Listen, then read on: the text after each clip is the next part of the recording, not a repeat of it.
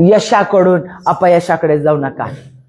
यशाकडून अपयशाकडे, यशाकडून सक्सेसकडून अनसक्सेसकडे जाऊ नका. स्थिर राहा. पहिले राजे याचा 18वा अध्याय. वचन भरपूर वाचणारे, वचन कान देऊन ऐकायचं. जिवंत वचन आहे, प्रचंड पॉवर आहे त्याच्यामध्ये. ज्याला तुम्ही ऐकतात ते लगेच डायरेक्ट तुमच्या जीवनात कार्य करायला लागतं. याचा 18वा अध्याय 36 ते 40. संध्याकाळच्या यज्ञ समयी यज्ञ चालू होता त्यावेळेला एलिया संदेष्टा पुढे येऊन म्हणाला, हे परमेश्वरा, अब्राहम, इसाक व इस्रायलाच्या देवा, इस्रायलमध्ये तूच देव आहेस. बघा, त्यांनी कन्फ्रेस केलं. जे आम्ही बोलतो अत्यंत महत्वाचं आहे. मी तुझा सेवक आहे आणि मी ह्या सर्व गोष्टी तुझ्याच आज्ञेने केल्या आहेत. हे सगळ्यांना विदित कर. हे परमेश्वरा, ऐक माझी विनंती, ऐक. हे परमेश्वरा, तूच देव आहेस आणि तूच त्यांची हृदय पराडमुखी केली आहेस, याची त्यांना लोकांना जाणीव होऊ दे. तेव्हा परमेश्वरापासून अग्नी उतरला कर्मेल पर्वतावर. यज्ञ जे ठेवलेलं होतं ना यज्ञाच्या वेळेला, म्हणजे परमेश्वराला अर्पण केलं, गोरं कापून ते अर्पण केलं जायचं. आणि त्यावेळेला तेव्हा परमेश्वरापासून अग्नी उतरला आणि त्याने होमबली, इंधने, धोंडे आणि माती ही सगळी भस्म करून टाकली आणि या खळगीतले पाणी तो प्यायला. हे पाहून सर्व लोक पालथे पडून म्हणाले, परमेश्वर हाच देव आहे, परमेश्वर हाच देव आहे. एलिया त्यास म्हणाला, बालाच्या संदेष्ट्यास पकडा, त्यातल्या एकालाही निसटून जाऊ देऊ नका. तेव्हा त्यांनी त्यास पकडले. एलियाने त्यास खाली किशोन ओहळा नजीक जाऊन बधिले. एलिया कोण होता? एलिया हा देवाचा खूप मोठा संदेष्टा होता. त्याला सगळं प्रगटीकरण परमेश्वर देत होता. अनेक चमत्कार एलियाने केलेले होते आणि तो परमेश्वराच्या हुजरास, म्हणजे सदैव नित्य परमेश्वराच्या हुजरास असे, म्हणजे परमेश्वराच्या पवित्र आत्म्यासंगती, परमेश्वरासंगती सदैव सदैव त्याचं बोलणं होत असे, सहवास होत असे. परमेश्वराच्या हुजरास असलेला अत्यंत सामर्थ्यशाली अनेक संदेष्टे होते. त्यांच्यातला हा प्रबळ संदेष्टा होता. आणि ही इजबेल आणि अहाब हा दुष्ट इस्रायलचा राजा, इस्रायलचे दुष्ट राजे होते आणि राणी होती. म्हणजे इस्रायलचे परमेश्वराने त्यांना इस्रायल जरी दिलेलं होतं राजा आणि राणी म्हणून, ते वाईट कृत्य करत होते. त्याने परमेश्वराचे इस्रायलमध्ये राहून जिवंत देवाचे संदेष्टे, अनेक संदेष्टे मारून टाकलेले होते. सगळे संदेष्टे लपून बसलेले होते. देवाचे कार्य करणारे लोक घाबरले होते आणि लपून बसलेले होते. अतिशय त्यांनी वाईट कृत्य केलेले होते आणि लोकांना बाल या देवाच्या मागे लावलेलं होतं आणि ते सगळे अतिशय वाईट बाल देवतांच्या नादी लागलेले होते. एलिया हा अतिशय परखड बोलणारा होता. तो कुणाला घाबरत नव्हता, कारण त्याला माहिती होतं त्याच्यामध्ये परमेश्वराचा आत्मा आहे, परमेश्वराचं सामर्थ्य त्याच्यामध्ये, आणि त्याला तो विश्वासात खंबीर होता. कुणालाही तो घाबरत नव्हता. त्यानं प्रार्थना केल्यानंतर परमेश्वराने पाऊस थांबवला. पाऊस पडला नाही इस्रायलात, आणि ज्यावेळेला त्यांनी प्रार्थना केली त्यावेळेला पाऊस पडला. अनेक चमत्कार या एलियाने केलेले होते. आणि या एलियानं त्या लोकांना चॅलेंज लावलं, जर तुमचा बालदेव जर सत्य आहे तर त्याला बोलवा, जर माझा देव सत्य आहे तर मी त्याला बोलवतो, आणि तुम्ही तुमचा यज्ञ करा, तुम्ही पशु कापा आणि तुम्ही ती वेदी बांधा, त्या वेदीवर तो पशु टाका. फक्त एवढंच की अग्नी लावायचा नाही, आणि मी माझा पशु घे, तुम्ही मला द्या त्या 2 पशु मधला एक पशु, मी तो कापतो आणि मी तो त्याचं हवन करतो त्या वेदीवर. आणि कुणाचा देव सत्य. मग त्यांनी ते केलं. त्या लोकांनी दिवसभर ओरडत राहिले, स्वतःला मारून घेतलं, त्यांच्या बालदेवतांना बोलवलं, परंतु अग्नी काही उतरला नाही. आणि त्या अग्नीनं त्यांचं ते गोरा आणि ते लाकडं, ते इंधन त्यांनी काही भस्म केलं नाही. मग ह्या एलियानं काय केलं, लोकांना बोलवलं, कारण त्यांनी चॅलेंज लावलेलं होतं, आव्हान दिलेलं होतं. मग बोलवलं आणि त्यांनी 12 धोंडे घेतले इस्रायलचे 12 वंशाप्रमाणे, आणि ते धोंडे घेऊन दुरुस्ती केली आणि वेदी बांधली, आणि त्या वेदीवर त्यांनी लाकडं ठेवली. त्या लाकडांवर त्यांनी पशु यज्ञ परमेश्वराला अर्पण करून त्याच्यावर पशु ठेवला, आणि त्याच्यावर एकूण 4 घागरी 3 वेळेला टाकल्या, म्हणजे 12 घागरी पाण्याच्या त्या यज्ञावर टाकल्या, म्हणजे त्या पशुवर, त्या मासावर पूर्ण पाणी पचपचून टाकलं. पुन्हा ते सगळं इंधन जे होते, लाकडं होते, ती पाण्याने भिजली. त्याच्या अवतीभोवती खळगी केलेली होती. तुम्हाला खळगी माहिती आहे, चरखंतो. तर त्या वेदीच्या भोवती ती खळगी देखील पाण्याने भरून गेली. आता अशा ठिकाणी काडी लावली तरी आग लागणार नाही. आणि मग त्यानं परमेश्वराला फक्त प्रार्थना केली, देवा तू मला बोलवलेलं आहे आणि तू माझ्याद्वारे कार्य करतोस, आणि तू ये आणि हे भस्म कर आणि लोकांना दाखव की तू माझ्याद्वारे कार्य करतो. आणि देवाचा अग्नी उतरून आला, सगळं भस्म केलं, ते पाणी देखील भस्म केलं, सगळंच नष्ट केलं. अग्नी उतरून आला आणि लोक पालथे पडले आणि कबूल केले, इस्रायलचे लोक देखील आणि तिथं आलेले बालचे सेवक देखील सगळे पालथे पडले आणि म्हटले की खरोखर हा परमेश्वरच खरा देव आहे. आणि मग त्यानं बालचे 450 संदेष्टे, जे बालचे संदेष्टे होते, त्यांचा वध केला, त्यांना पळून पकडून मारून टाकलं. इतका मोठा विजय एलियाला परमेश्वरानं दिला. विजयी झाला, आनंदी झाला, देवाचं गौरव त्याच्या ठाई प्रकट झालं. माझ्या प्रियांनो, पण आता पुढे ऐका, ही झालेली स्टोरी मी तुम्हाला सांगितली. आता आपल्याला त्याच्या पुढे पाहायचंय. हे घडलं, किती मोठा विजय दिला, देवाचं गौरव सगळ्या लोकांच्या समोर झालं, अशक्य गोष्ट लोकांच्या समोर शक्य झाली. हे तुम्ही सदैव पास्टरांकडून तुमचे ऐकलेलं असेल. आता मी जी गोष्ट एलियाची सांगितली, ही गोष्ट तुम्हाला माहिती असणार आहे, आणि हे घडलेलं परमेश्वर तुम्हाला माहिती आहे, तुम्ही ऐकलेलं पण आहे. आता त्याच्या पुढे आपल्याला बघायचंय होरेब पर्वतावर परमेश्वराचं कार्य. आता त्यानंतर त्याच पहिले राजे, याचा आता 19वा अध्याय आणि 1 ते 18 वचन आपण वाचणार आहे. नीट लक्ष देऊन ऐका. आता त्याच्या पुढे काय घडलं, एलियाने काय केले, तसेच त्यानं सर्व संदेष्टे तलवारीने कसे वधले, हे सगळं आहाब, जो राजा, दुष्ट राजा होता, आहाब आणि इजबेल त्याची राणी, यांना त्यांनी कळविले. तेव्हा इजबेलने आपले जासूद हेर पाठवले. जासूद पाठवून एलियाला बजावले, दम दिला त्याला की संदेष्ट्यांच्या जीवाच्या गतीसारखी तुझ्या जीवाची गती जर मी याच वेळी नाही केली तर देव माझे तसेच व त्याहून अधिक वाईट करोत. हे ऐकून हे ऐकलं एलियानं, आणि हा देवाचा एवढा मोठा सेवक एलिया जीव घेऊन पळाला, घाबरला. एवढा मोठा सेवक, ज्याच्या एका शब्दाच्या प्रार्थनेनं देवाने अग्नी उतरून आला, तो देवाचा सेवक. चमत्कार आत्ताच नुकतंच झालेला, लोकांनी पाहून पालथे पडलेले, आणि तो एलिया घाबरला, जीव घेऊन पळाला. तो यहूद्यातील बेरसाइबा येथे आला. तेथे त्याने आपल्या चाकराला ठेवले. बेरसाइबाच्या इथं त्याने चाकराला म्हटलं, तू इथं थांब, कोणी आलं तर त्यांना अडव. आणि मग तो पुढे पळाला. तो स्वतः रानात एका दिवसाची मजल चालून जाऊन एका रतामाच्या झुडपाखाली जाऊन लपला. रतामाच्या झुडपाखाली एवढा मोठा सेवक जाऊन भीतीने घाबरून लपला, बसला. आपला प्राण जाईल तर बरे. बघा तो काय काय कन्फेस करतो, आपला प्राण जाईल तर बरे असे वाटून तो म्हणाला, हे परमेश्वरा, आता पुरे झाले, माझा अंत कर. मी आपल्या आई वडिलांहून काही चांगले केले नाही. तो रतामाच्या झुडपाखाली पडून झोपी गेला. तेव्हा एक देवदूताने त्याला स्पर्श करून त्याला म्हटले, उठ, खा. देवदूत आला म्हणजे काय, त्याची सेवा करायला देवाने परमेश्वराने स्वर्गातून दूत पाठवला. बघा म्हणजे ताकद काय होती, तरी देखील कसा आंधळा झाला होता. 2 मिनिटात विचार करा. त्याने पाहिले तो निखाऱ्यावर भाजलेली, अरे वा, गरम गरम भाकर त्याने त्याला दिली व पाण्याची एक सुरई आपल्या उराशी ठेवलेली आहे असे त्याच्या दृष्टीस पडले. तो खाऊन पिऊन पुन्हा झोपी गेला. परमेश्वराचा देवदूत पुन्हा दुसऱ्यांदा त्याचकडे आला व त्याला स्पर्श करून म्हटला, उठे का, कारण तुला भारी वाटेल असा प्रवास तुला करायचा आहे. कारण देवाला माहिती होतं हा काय करणार आहे, हा पळत राहिलाय, मग पळतोय ना तर पळ, तुला अजून भारी प्रवास करायचा आहे. बघा, त्याने ते अन्न पाणी सेवन केले. त्या अन्नाच्या बळावर 40 दिवस 40 रात्र तो चालला. अरे अरे अरे अरे, किती दिवस, 40 दिवस 40 रात्र तो चालत होता. व तो देवाचा डोंगर होरेब येथे आला. तो तेथे जाऊन एका गुहेत राहिला, लपून गुहेत बसला घाबरून. तेव्हा पहा, परमेश्वराचे वचन त्याला प्राप्त झाले. तो परमेश्वर त्याला म्हणाला, एलिया, तू इथे कशासाठी आलास?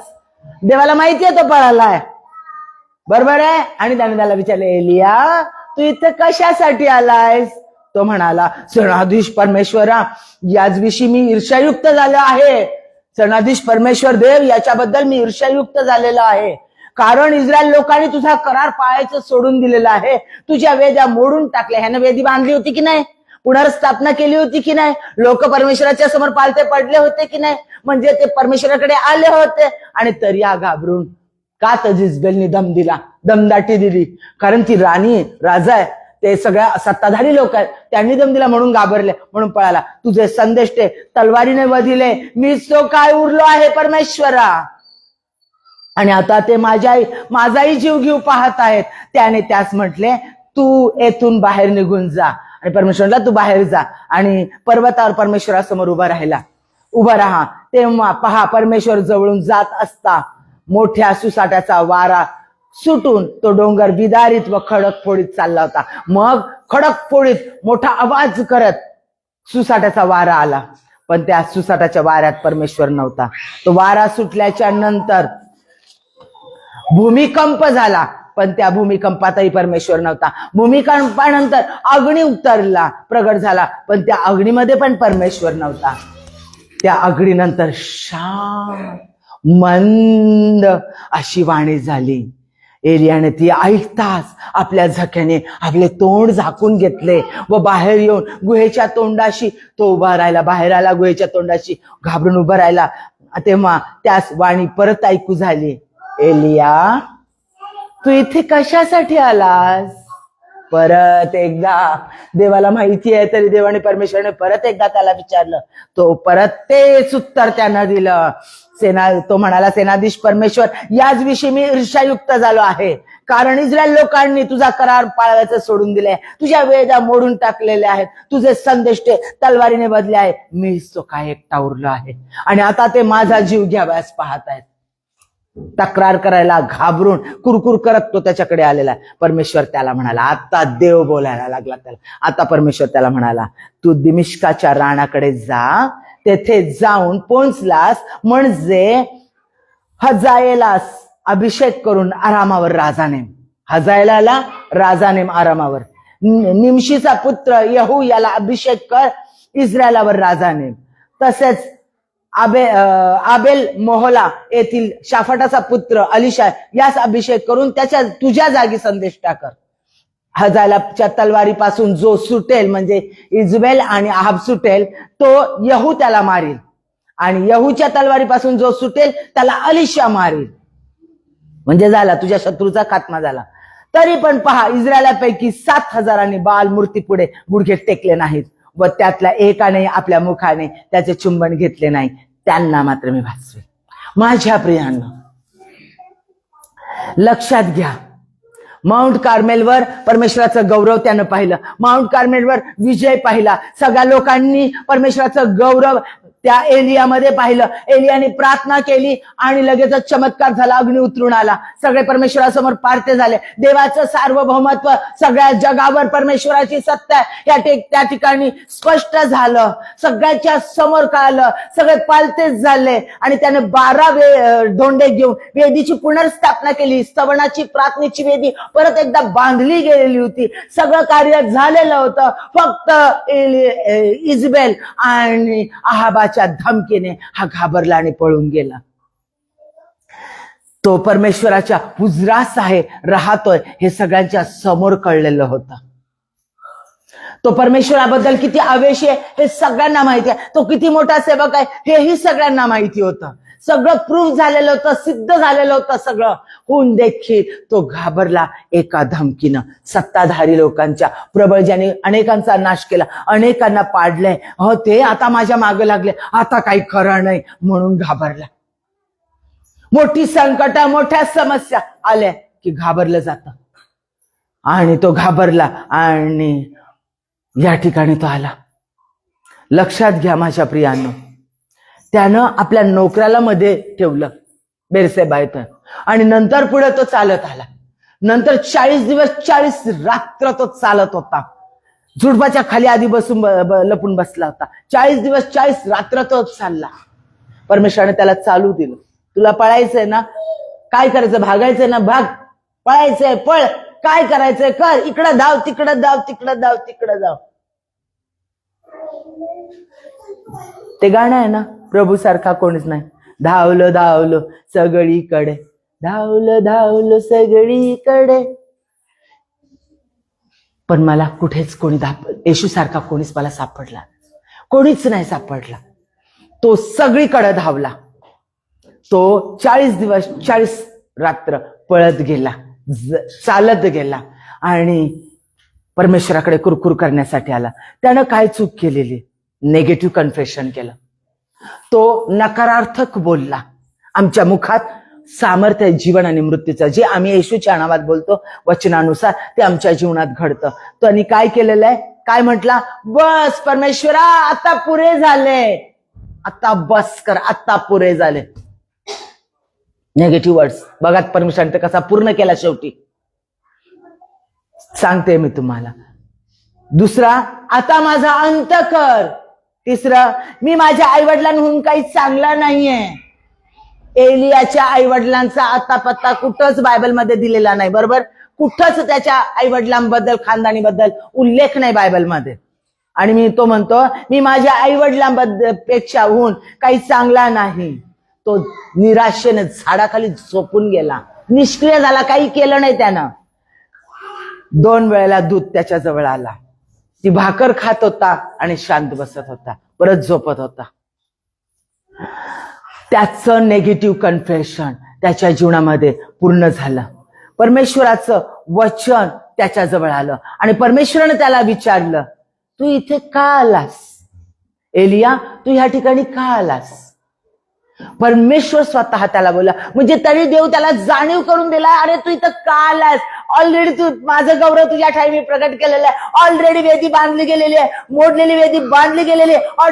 ऑलरेडी लोक पालथे पडलेले, त्यांनी कबूल केलेलं आहे. परमेश्वराने तुला विजय दिला, तू शत्रूचा नायनाट केलेला आहे. 450 संदेशांना तू नष्ट केलेला आहे.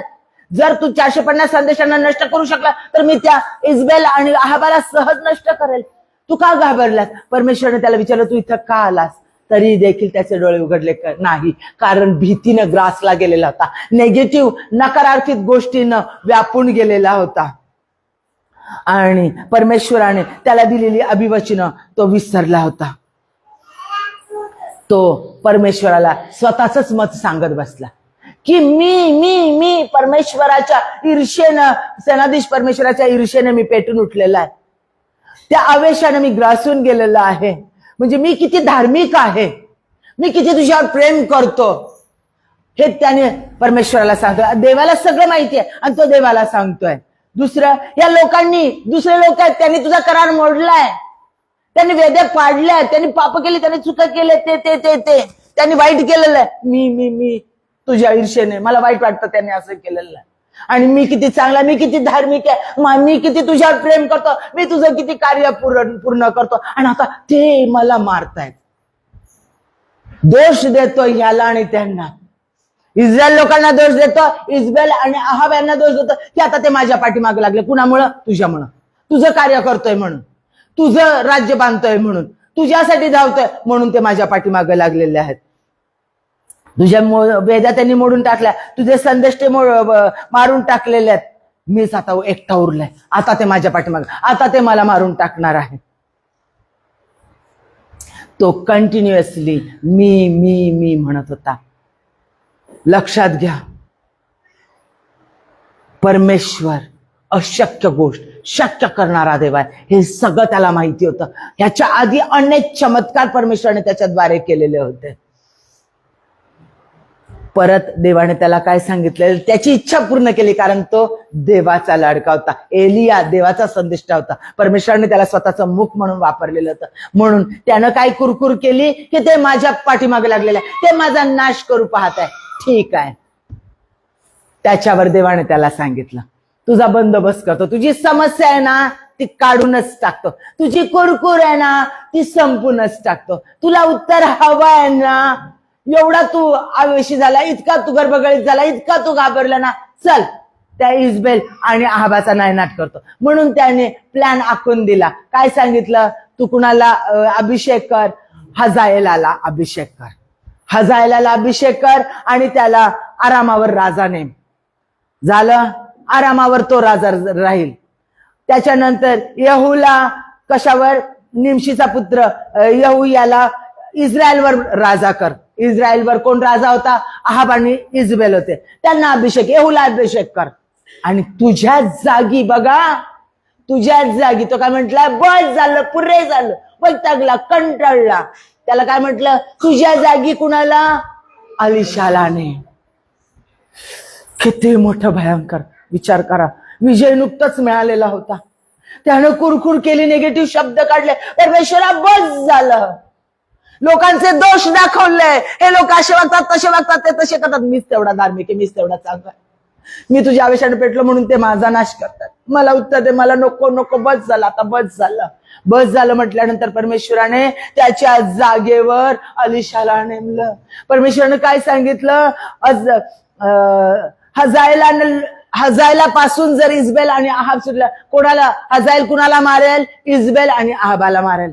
त्यांच्या हातून सुटलं तर कोण मारेल, यहू मारेल त्यांना, आणि यहूच्या हातून सुटलं तर कोण मारेल, एलिशा मारेल. तो तर देवाचा संदेश आहे, तो मारेल त्यांना. म्हणजे आता तुझा प्रश्न सुटलाय, इजबेल आणि आहाब मरण पावले, आणि खरोखर ते वाईट रीतीनं मृत्यू पावले, त्यांचा फार वाईट रीतीनं नाश केला यहूने. माझ्या प्रियांनो,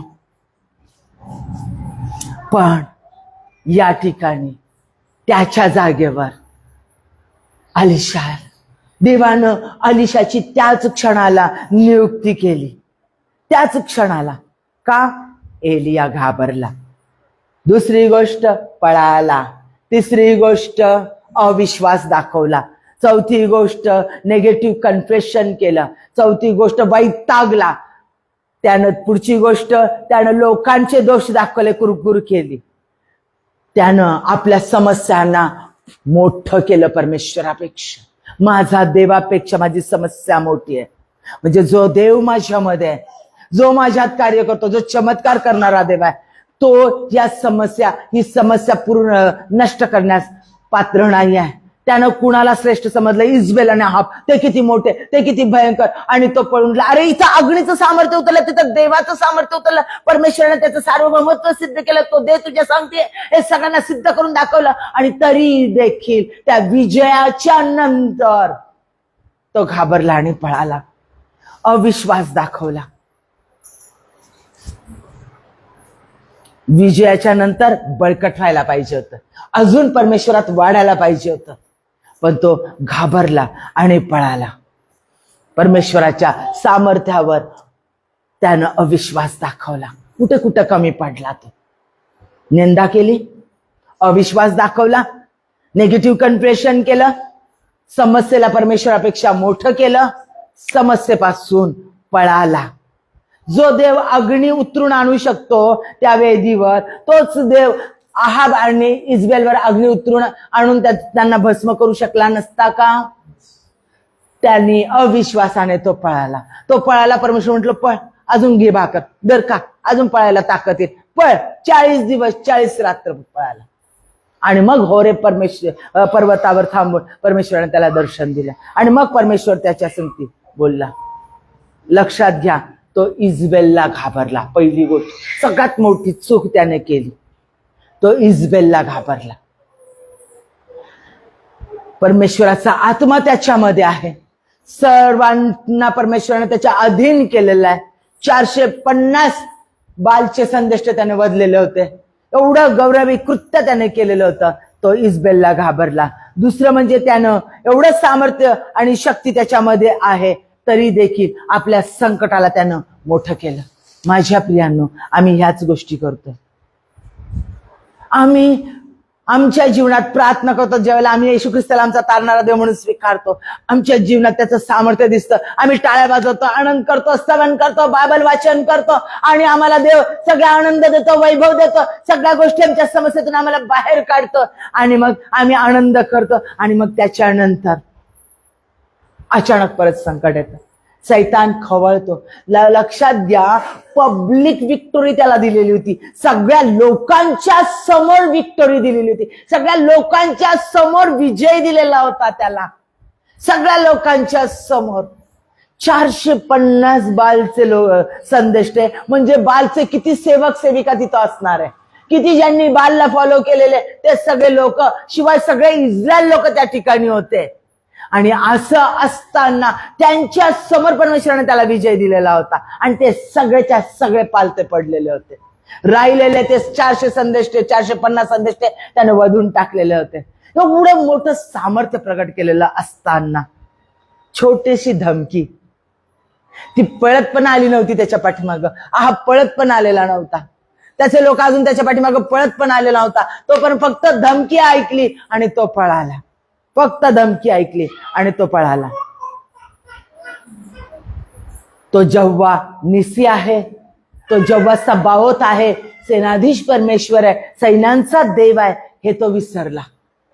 कशामुळं? भीतीमुळं. देवाने आम्हाला भीतीचा आत्मा दिलेला नाही, त्याने आम्हाला सामर्थ्याचा आत्मा दिलेला आहे. प्रियानो, सामर्थ्याचा आत्मा दिलेला आहे. आणि ज्या वेळेला त्याने जर सामर्थ्याचा आत्मा दिलेला आहे, ते ज्या वेळेला आम्ही विसरतो, आमच्या समस्यांना आम्ही आमच्या परमेश्वरापेक्षा मोठं दाखवतो, त्यावेळेला परमेश्वर कार्य करत नाही. कारण जिथे अविश्वास आहे तिथं देवाचं कार्य होत नाही.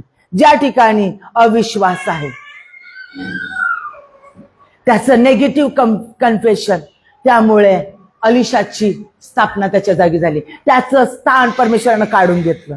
त्याचं कार्य थांबलं गेलं आणि ते कार्य अलिशाला दिलं गेलं. त्याची जागा अलिशाला दिली. बस झालं, पुरे झालं, आता मला सहन होते, तुझं कार्य करतो म्हणून चारी बाजूनी समस्या येतात. लोक तुमच्या विरोधात उठतील, लोक तुमच्या विरोधात बोलतील, लोक तुम्हाला त्रास देतील, लोक तुम्हाला कमी लेखतील, पण तो जिवंत देवादी देव तो तुमच्यामध्ये, तो तुम्हाला विजय देतो, तो तुम्हाला उच्च स्थानावर प्रस्थापित करतो, तो तुमची मान उंच करतो, तुमचं मस्तक उंच करतो, तो तुमच्यासाठी अशक्य गोष्टी शक्य करतो. आम्ही घाबरतो, हा आमच्याबद्दल असे बोलले, अरे आमच्या मागे लागले, आमच्यावर खोटे आळ टाकले, आम्हाला त्रास देतात, आमची ना बदनामी करतात, आमच्या पाठीमागे हात धुवून लागलेले आहेत. शांत व्हा. Be still and know I am God. शांत व्हा आणि जाणा मीच परमेश्वर आहे. अहो कॅन्सर आहे, अहो कॅन्सरची गाठ आहे, अहो दारू पितो, बदलतच नाही हो. अहो बायकांचा नाद लागलाय हो, त्याला बदलतच नाहीये. अहो सारखा भांडतो माझ्या सांगते, अहो माझी बायको सारखी किरकिर किरकिर किरकिर करत राहते, अहो ती मला सतत टोमणे देत राहते, सतत आईबापांकडे पळत राहते, सतत प्रत्येक गोष्टी माहेरी जाऊन सांगत राहते. अहो आम्ही कर्जात आहे हो, कर्जात. आमचं घर गेलं हो, आमची गाडी गेली, आमचं हे गेलंय, अहो नोकरी मिळत नाहीये, जमीन गेली आहे, शेत गेलंय,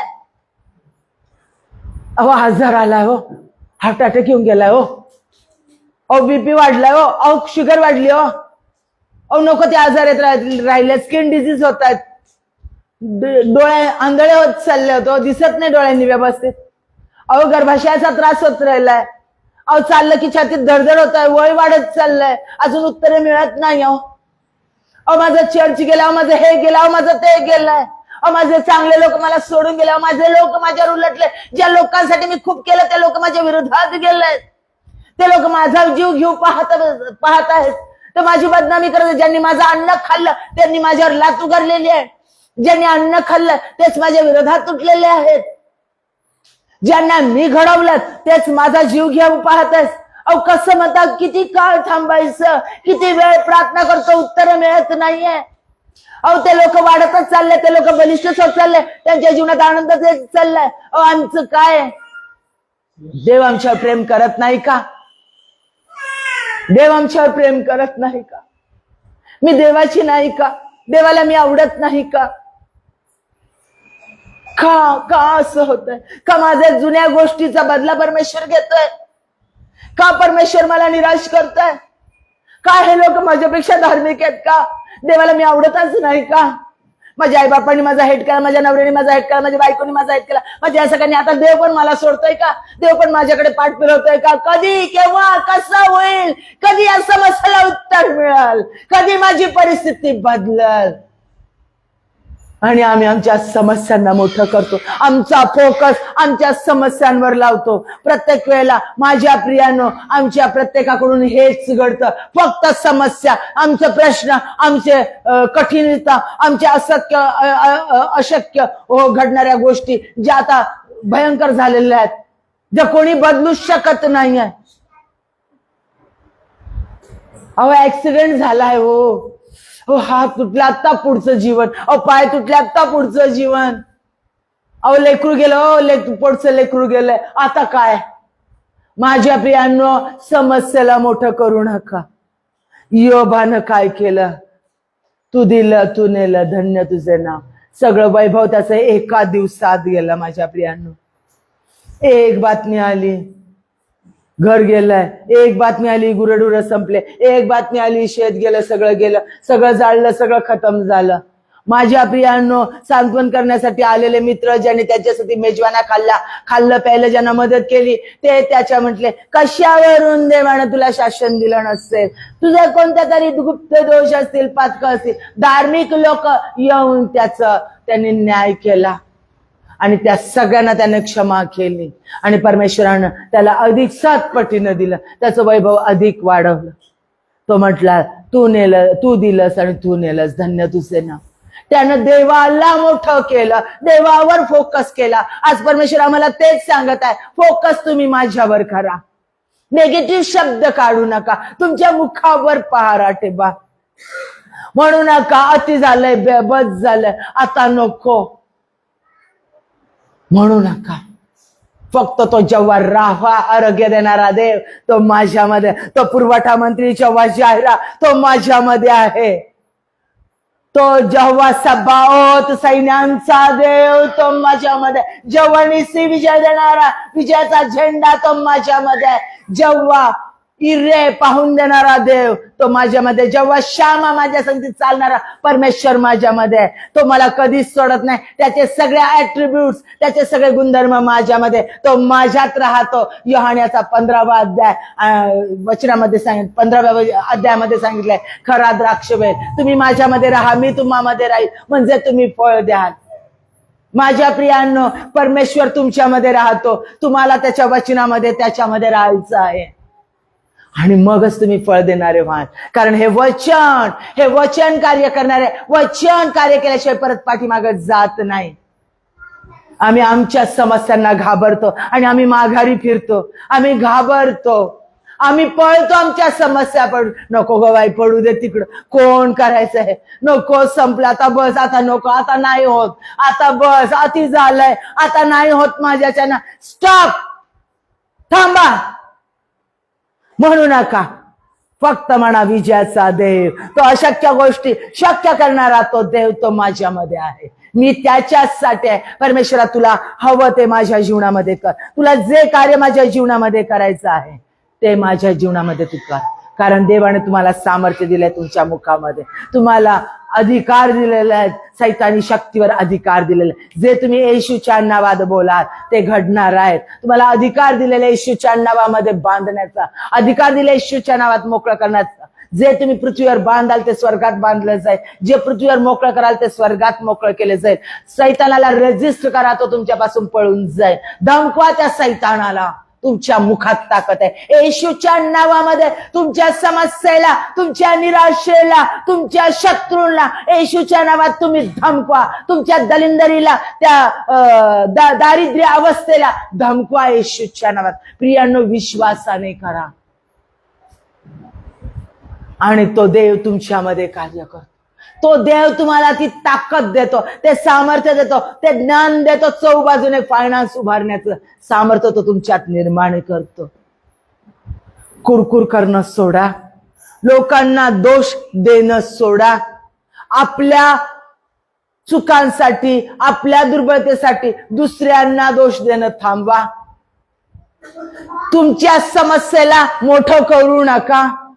नेगेटिव्ह शब्द, नकारार्थी शब्द, निराशेचे शब्द उच्चारू नका. उपदेशक म्हणतो, सावध राहा. तुमच्या प्रत्येक शब्दाचा झाडा परमेश्वर घेणार आहे. प्रत्येक शब्द परमेश्वर ऐकत आहे. मनुष्याकडे बघू नका. मनुष्य तुम्हाला काय देऊ शकतो? मनुष्य बदलणारा आहे. मनुष्याकडे पाहू नका, परमेश्वराकडे नजर लावा. आज प्रेम करणार आहे, उद्या आईबापासाठी तुम्हाला सोडून निघून जाणार आहे. भरोसा ठेवू नका मनुष्याकडे. मनुष्याकडे पाहू नका. मनुष्य स्वार्थी आहे, स्वतःचा विचार करणार आहे. परंतु देव, जो परमेश्वर स्वतःला त्याने तुमच्यासाठी दिलं, स्वतःचा एकुलता एक पुत्र दिला, जो तुम्हाला एक क्षणही सोडत नाही. तुम्ही कसेही असाल तर तो तुमच्यावर प्रेम करतो. आज तुमचं सौंदर्य आहे, उद्या तुमचं वृद्धत्व असेल, लोक तुम्हाला सोडून पळतील, लोक तुम्हाला तुच्छ लेखतील. तुम्ही तुच्छ लेखू नका. तुम्ही दुसऱ्यांना सोडू नका, तुम्ही दुसऱ्यांना टाकू नका, कारण तुमच्यामध्ये ख्रिस्त आहे. तुम्ही वेगळे आहात, तुम्ही वेगळे राखलेले आहात. तुम्ही दुसऱ्यांना फसवू नका, तुम्ही दुसऱ्यांना तुडवू नका, कारण तो प्रीतीचा देव, क्षमा करणारा देव, सामर्थ्याचा देव, पवित्रतेचा देव तो तुमच्यामध्ये आहे, जो तुम्हाला प्रत्येक गोष्टी रिव्हील करून सांगतो. माझ्या प्रियानं, तुम्हाला माहितीये आमचा देव कसा आहे. एजेकिएल मध्ये सांगितलेलं आहे, तो आपलं कोणतंही कार्य करण्याच्या आधी तो त्याच्या सेवकाला रिव्हील करतो, प्रगट करतो. बरोबर पास्टर?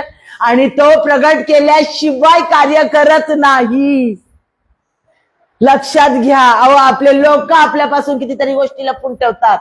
नको तेवढ्या गोष्टी लपून ठेवतील, सांगणार नाही, रिव्हील करणार नाही. पण तो जिवंत देव एवढं प्रेम करतो, प्रत्येक गुप्त गोष्टीच्या लेकरांना तो उघडी करून सांगतो, रिव्हील करून सांगतो. तो प्रेम करणारा देव तुमच्यामध्ये राहतो. त्याच्यावर फोकस करा. तो काय बोलतो त्याची वाणी ऐका, त्याचा शब्द ऐका. तो त्याच्या ज्ञानाने तुम्हाला भरतो, तो त्याच्या सामर्थ्याने तुम्हाला भरतो, त्याच्या वचनानं तुम्हाला भरतो. आणि त्याची वचनं कार्य केल्याशिवाय परत येत नाही पाठीमागे. यशायाचा 55 अध्याय आणि 11व्या वचनात सांगितलेलं आहे, माझं वचन कार्य केल्याशिवाय परत पाठीमागं येत नाही माझ्या प्रियांनो. आणि त्याचं वचन जिवंत वचन आहे आणि ते वचन तुमच्यामध्ये आहे. इर्मया 31-33 मध्ये 8वा करार केलेला आहे, शेवटचा करार. आणि परमेश्वराने तो त्याच्या रक्ताने सील केलेला आहे. 8वा करार, मी आपली वचनं तुझ्या मुखात घालेल, मी आपले नियमशास्त्र तुझ्या अंतःकरणात लिहिल, मी तुझा देव आणि तुम्ही माझे लोक व्हाल. आणि हा करार त्याने त्याच्या रक्ताने सिंचित केला. हा करार त्यानं परत एकदा हिब्रू याचा 8व्या अध्यायात सांगितलेला आहे. नव्या करारामध्ये इब्री करारपत्र याच्या 10व्या अध्यायात सांगितलेला आहे. एजेकिएल याच्या 36व्या अध्यायात सांगितलेला आहे. वेळोवेळी हा करार तो सांगतोय की मी आपली वचनं तुझ्या मुखात घालेल. वचन कोण आहे? येशू ख्रिस्त आहे. तो तुमच्यामध्ये आहे. आम्ही त्याचं शरीर आणि त्याचं रक्त घेतो. ओरेला शरबा, तो आमच्यामध्ये राहतो, आम्ही त्याच्यामध्ये राहतो. त्याचं सामर्थ्य आमच्यामध्ये आहे, त्याची पवित्रता आमच्यामध्ये आहे. तो पवित्र देव आहे, तो सामर्थ्याचा देव आहे. माझ्या प्रियांनो, कुरकुर करू नका, म्हणू नका बस झालं, पुरे झालं, आता नको. परमेश्वरा, माझा प्राण घ्या, आता मला असह्य झालंय. परिस्थिती, कठीण परिस्थितीतून तुम्ही जाता. मला माहितीये, मी गेलेली आहे, अनेक कठीण परिस्थितीतून जाते. आणि त्यावेळेला विचार येतात मनामध्ये. आज परमेश्वराला ती जागा घेऊ द्या आणि परमेश्वराला म्हणा, तुला काय हवं ते कर. मी तुझा वधस्तंभ घेऊन, तुझं कार्य घेऊन पुढे जात आहे. मी पाठीमागं वळणार नाही. गुडघ्यावर येऊया आपण. ज्याला गुडघ्यावर येता येईल त्याने गुडघ्यावर या. आपले डोळे बंद करा. यीशु हालेलुया. मैं चलने लगा, गुडघ्यावर या. आपले डोळे बंद करा, आपले हात वरती करा. यीशु के पीछे आपले हात वरती करा. मैं चलने लगा, परमेश्वरा, कोणती समस्या होते, काय येऊ दे, यीशु परत के पटकन जाणार नाही. पीछे मैं चलने लगा, ना लौटूंगा, ना लौटूंगा,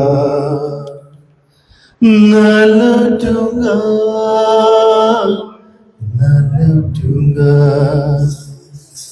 यीशु के पीछे आमेन. त्याला मैं वचन द्या. चलने लगा, यीशु के पीछे मैं चलने लगा, यीशु के पीछे आमेन. मैं चलने लगा, पाठीमागं नाही. ना लौटूंगा, ना लौटूंगा, पूर्ण विश्वासाने समर्पित व्हा. ना लौटूंगा, ना लौटूंगा. संसार को छोड़कर, सलीब को लेकर, संसार को छोड़कर, सलीब को लेकर, संसार को छोड़कर, सलीब को लेकर, न लौटूंगा, न लौटूंगा, न लौटूंगा, न लौटूंगा. घर कोई मेरे साथ येस. कोणी माझ्या संगती आलं नाही घर तर कोई मेरे साथ आए, अगर कोई मेरे साथ आए न लौटूंगा न लौटूंगा आमेन न लौटूंगा न लौटूंगा अगर मैं उसका इनकार न करूं काही परिस्थिती झाली तर मी त्याचा अगर मैं इन्कार उसका इनकार न करूं अगर मैं उसका इनकार न करूं ताज पाऊंगा मला विजय मिळणारच ताज मिळणार पाऊंगा ताज पाऊंगा यीशु के पीछे मैं चलने लगा आमेन यीशु के पीछे विश्वास मैं आहे. चलने लगा यीशु के पीछे आमेन. मैं चलने लगा न लौटूंगा न लौटूंगा आमेन आमेन न लौटूंगा न लौटूंगा न लौटूंगा